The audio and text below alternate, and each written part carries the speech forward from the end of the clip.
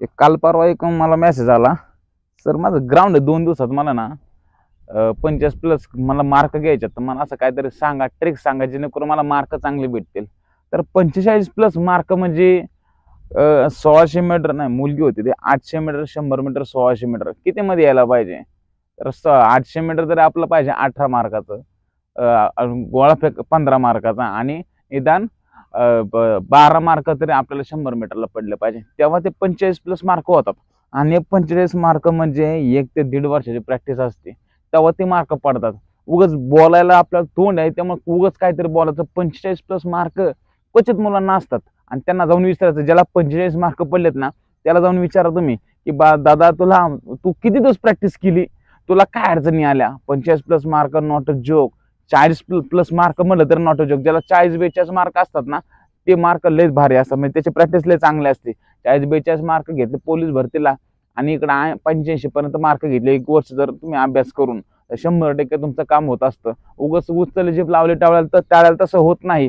ते तुम्हाला वर्षभर घासायला लागणार, तेव्हा तुम्हाला 45+ ग्राउंड जाणार आहे. आणि नवीन मुलांना ह्याच्यामध्ये काय माहित नसतं की बाबा आता पोलीस भरती आले, फॉर्म भरलाय त्यांनी, पण ते कसं फेस करायचं पोलीस भरतीला ते माहित नसतं. पण त्यांना त्या पहिल्या भरतीमध्ये मार्क, ते आता जो मला सांगितलं 45 मार्काचं उदाहरण, ते येतात 20-25 मार्क घेऊन. पण आता मी असं कोणाला आवडत नाही, पण तुम्हाला ही सत्य परिस्थिती सांगतो. वाटलं तुम्हाला मी स्क्रीनशॉट दाखवतो, मला मेसेज आलेला. मी असं लबाड बोलणार नाही आणि कधी असं हे नाही करणार. तर नवीन मुलांच्या चुका काय होतात, विदाऊट प्रॅक्टिस करून येतात. आपला थंबनेल काय, नवीन मुलं आणि पोलीस भरती. आता परत घोषणा झाली डिसेंबरमध्ये परत पोलीस भरती निघायची.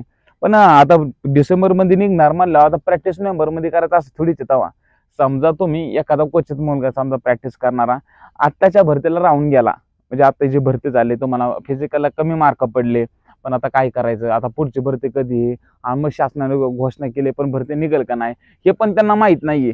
पण बाबा भरती कधी निघल नाही निघल ह्याच्यावर आपल्याला भरोसा ठेवायचा नाही. भरोसा हा आपल्या मनावरती, आपला विश्वास पाहिजे की बाबा हा पुढची भरती कधी निघत ते मला माहित नाहीये, पण माझी तयारी मी आजपासून करणार आहे, जेणेकरून पुढच्या भरतीला मला असं डोक्यात नाही आलं पाहिजे की मला 45 मार्क पडतील का नाही, मी होईल का नाही. मी 4 जणांना विचारायचं, अरे मग मला असा 40+ मार्क पडतील का रे, माझं 1600 मीटर हे होईल का रे, एखाद्याला माझा गोळा आउट ऑफ जाईल का रे.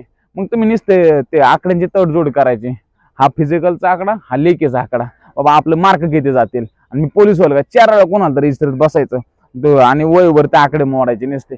असं होत नाही. त्यामुळे असं करण्याआधी आपल्याला वर्षभर तरी प्रॅक्टिस केली पाहिजे. बाबा डिसेंबरमध्ये, आता डिसेंबरला 6 महिने बाकी, पण डिसेंबरमध्ये काय निघत असेल ते निघत असेल फेब्रुवारी-मार्च मध्ये, ह्या वेळेस तारखे. आणि पावसाळ्यात काय भरती व्हायची नाही आणि पुढल्या वर्षी काही इलेक्शन बिलेक्शन तसलं काही नाही, जेणेकरून आपली भरती पोस्टपोन व्हायला. त्याच्यामुळे ही वर्षभरची प्रॅक्टिस आपण ठेवली पाहिजे. आपल्याला वर्षभराचं नियोजन करायला लागणार आहे. Of season, on season. Of season मध्ये आपल्याला इंड्युरन्स केला पाहिजे. इंड्युरन्स म्हणजे आपल्या बॉडीमध्ये ताकद आली पाहिजे स्लो रनिंग करून करून, जेणेकरून आपण स्पीड वर्कआउटला, समजा तुम्हाला 400 मीटर पळायचंय, तुम्ही 400 मीटर जवळमध्ये 1 राऊंड पळू शकता, पण दुसरा, तिसरा, चौथा, 5वा त्या स्पीडनं नाही पळू शकत.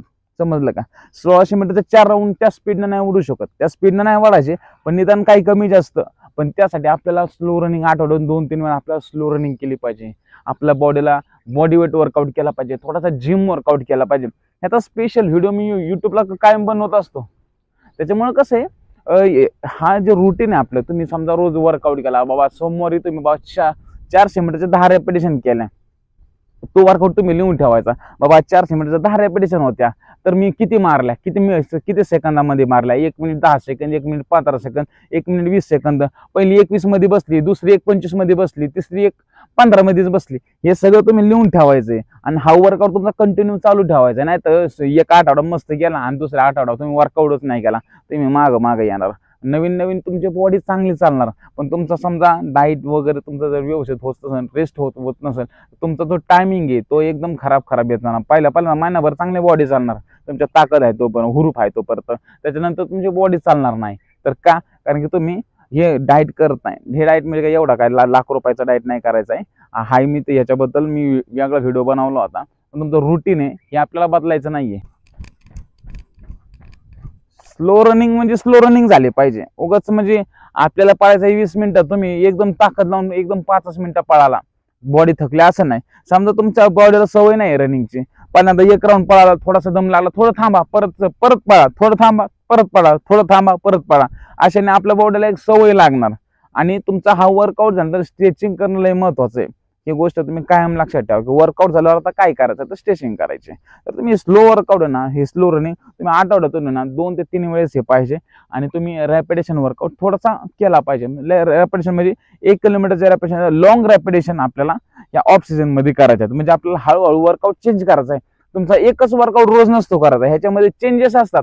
तुम्ही चेंजेस पण वर्कआउट मध्ये केले पाहिजे. आणि आठवड्याला ना आपला टाइम काढला पाहिजे. 1600 मीटरचा असू द्या, मुलींसाठी 800 मीटरचा असू द्या, 100 मीटरचा असू द्या. आणि गोळा फेकसाठी मित्रांनो टेक्निकही गरजेचे असतात आणि ताकदही गरजेची असते. काही मित्रमंडळी फक्त ताकदीवरती गोळा फेकतात. टेक्निकनी टाकायचं मला त्यांना एक चांगला कोच पाहिजे. कोचांना टेक्निकनी सांगू शकतो. आणि कोचने जरी टेक्निकनी सांगितलं तरी करणं तुम्हाला आहे. आता तुम्ही कोचने सांगू शकता, तुम्ही जर तिरकन बिरकन फिरून गोळे जर टाकत असतील तर तुमचा गोळा जाणार नाहीये. त्यासाठी आपल्याला ताकदीसाठी जिम वर्कआउट पण करणं मित्रांनो गरजेचं आहे. Leg workout, upper body weight workout, हा वर्कआउट झाला पाहिजे. तर आपल्या बॉडीमध्ये ताकद येईल, तेव्हा गोळ्याला चांगला झटका बसेल. हे लय महत्वाच्या गोष्टी तुम्ही डोक्यात ठेवत जा. अकॅडमीला ऍडमिशनला घ्यायला मुलं येतात, त्यांचे पालक सोबत येतात. त्यांच्या पालकांना लय अपेक्षा असते आपल्या मुलाकडून की माझा मुलगा आता या अकॅडमीला टाकलाय, काहीतरी बघूनच ते अकॅडमी चॉईस करतात. माझे असू द्या नाही तर दुसरे कोणाचे असू द्या, मी काय याचं काय प्रमोशन नाही करत, पण दुसरे कोणते पण अकॅडमी असू द्या, त्यांच्या आई बापाला एकच असतं, हा आता माझं पोरग टाकले, माझं पोरग होईल. पण तुम्ही काय करता, सगळं त्या अकॅडमीवाल्यावरून टाकून देता. म्हणजे मी जसं ऍडमिशन चॉईस बघतो लोकांचं तसं, पण ते तुमचा मुलगाही तुमच्या मुलानं पालकांना एक मला म्हणायचं, तुमचा मुलगा करतोय का नाही त्या एकदा त्या मास्तरला फोन करायचा आठवड्याला, अकॅडमीच्या मास्तरला, आमचं पोरग काय करते त्याचे आम्हाला मार्क सांगा, फिजिकलचे मार्क सांगा, 1600 मीटरचा टाइम सांगा, गोळा किती जातोय, 100 मीटर किती जातोय, मुलींचा 800 मीटर किती जाते, हे तुम्ही असा फीडबॅक घेतला पाहिजे. समजलं का? आता नुसता टाकलाय पण काय करतोय, झोपा करतोय, सकाळी ग्राउंडला येत नाही, मास्तर रूम मध्ये गेलो तर तो म्हणणार सर माझा पाय दुखतोय त्यामुळे मी आज येऊ शकत नाही. मग मास्तर तरी काय करणार, सर मला ताप आलाय, सर मला सर्दी, सर माझं डोकं दुखतंय, काय करेल ते मास्तर? मला सांगा तुम्ही काय करणार आहे. पोरग आता लय हौशीने येतात, सर मला पोलीस व्हायचं, लय पोलीस व्हायचं. पण हे पोलीस भरती करणं हे बाहेर लय भारी वाटतं.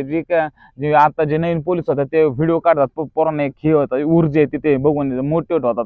पण ऍक्च्युअल मध्ये तुम्हाला ही पोलीस भरती लय बेकार खेळ आहे. तुम्हाला सांगतो लय म्हणजे लय बेकार खेळ. तुम्हाला मित्रांनो सकाळ संध्याकाळ 2 टाइम ग्राउंड करायला लागणार आहे आणि दिवसभर 8 तास अभ्यास करायला लागणार आहे. 8 तास म्हणजे माणसानं 8 तास काय एवढा लागतो का? पण नवीन मुलांनी केला पाहिजे जर भरतीत बसण्यासाठी. कारण की आता दिवसेंदिवस कॉम्पिटिशन झाले, 12वी झाली की पोरग नुसतं वळते पोलीस भरतीकडे, कारण की लय कॉम्पिटिशन होत चाललंय. मग ह्या कॉम्पिटिशन मध्ये टिकण्यासाठी सगळ्यांपेक्षा एक्स्ट्रा काहीतरी केलं पाहिजे. एक्स्ट्रा म्हणजे स्मार्ट वर्क केलं पाहिजे. उगाच काहीतरी नुसतं गाड वगैरे पळत राहिला, पण तुम्ही पळण्याला त्याला महत्व आहे का? तुमचं टायमिंग कव्हर होतोय का? तुम्ही कोणत्या अकॅडमी मध्ये आहे त्या अकॅडमी मध्ये तुमचा परफॉर्मन्स येतोय का?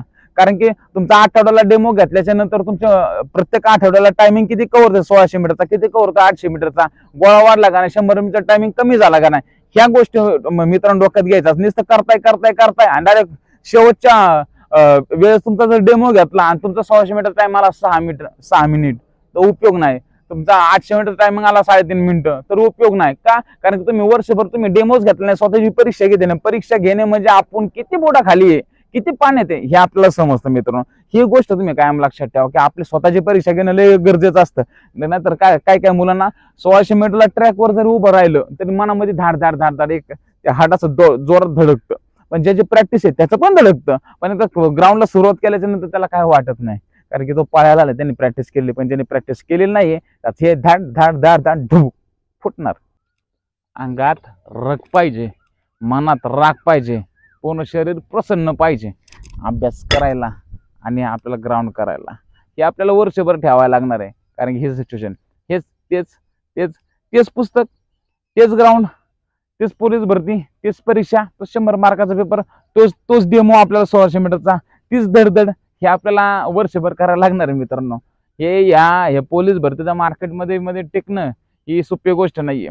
सुरुवात ही कधी पण चांगली होते, पण शेवट लय बेकार होतो. त्यामुळे आपला जो शेवट चांगला करणार, जो 12 महिने टिकून राहणार ना मित्रांनो, शब्द आहे आपला, जबान आहे, तो याचं 100% काम होणार.